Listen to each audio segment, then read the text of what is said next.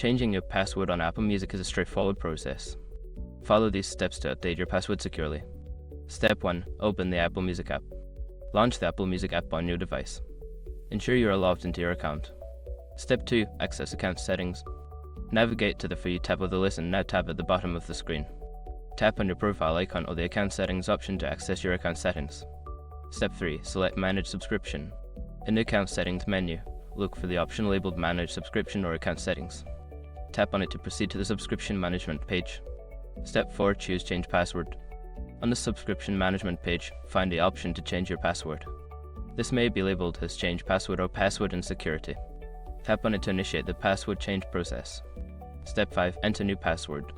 Follow the prompts to enter your current password, then input your new password twice to confirm. Make sure your new password meets the required security criteria. Once completed, save the changes. Now your Apple Music password has been successfully changed.